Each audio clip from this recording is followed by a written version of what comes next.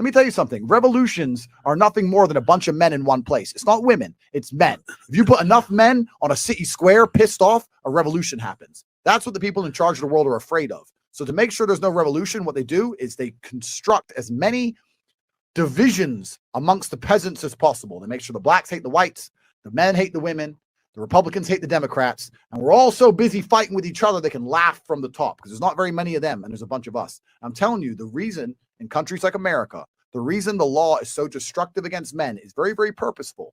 They don't want you to feel like a king. They don't want you to feel powerful. You wake up amongst 3 bitches. If you have fucking 10 sons from 10 baby mamas, you're going to wake up and feel like the man. You ain't taking shit easy. If you wake up on your fucking 3rd year of a sexless marriage, paying taxes, and your kids don't even listen to you, you don't really feel like rebellion. You don't have it inside of you. This is why there's so much fucking male suicide. This is why men are so depressed. This is why everyone's so unhappy, because the life they try and create for men, the things they try and purport, the ideas they try and make us subscribe to are depressing. They want you as a tax slave. They want you as a tax slave. They want you in a sexless marriage with some old fat bitch who hates you. That's what they want. Afraid to leave because they'll take your house and destroy your life's work. And they want you to sit there and pay your taxes until you fucking die. This is all done on purpose. None of this is an accident.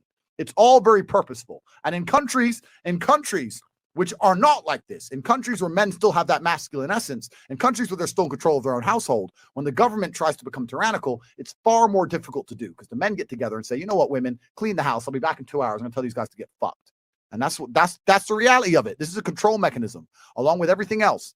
Everything you see on TV, this is my final rant. Everything you see on TV is a control mechanism. All the shit they put on Netflix is a control mechanism. Telling you that you have mental problems you don't have is a control mechanism. Telling you, you can't focus on anything for 2 minutes because you have ADHD, or you're depressed and you can never fix it. They're trying to control you. They're trying to dampen your life force. Making sure your woman doesn't listen to you is a control mechanism. Making sure you can never leave her without being financially destroyed is a control mechanism. It's all control mechanisms, all of it from head to toe. You have to resist the slave mind. You have to look at it all and understand they are trying to make a slave of you. And when I say slave, I do not mean slave likely. I mean the word slave. They are printing money from the sky and you're giving up your life for it. If they can create something in unlimited amounts anytime they want, and you'll give up your life and time for that said thing, you are their slave. They don't need to use power and control and whips anymore. They just have the money print button. It's slavery. And they need to make sure that even if you know that, you don't feel powerful enough to do anything about it. All of this, every single thing about the modern world was deliberately constructed to get us to a point where they can come along and lock you in your house for something with a 99.9% survival rate, and you're going to sit there and take it like a bitch anyway. That's what all this shit is, including being in a position where you can't even tell your own woman she's not allowed out with her friends to get fucking drunk with a bunch of dudes, because you're not even allowed to do that. If a wife comes home and goes, I want to go out drinking tonight, you go, you're not fucking going nowhere. Oh, I want to go out with my friends from work. You're not going out with them men. That's coercive and controlling behavior. Bro, you can't even tell your bitch not to go get fucking drunk with dudes.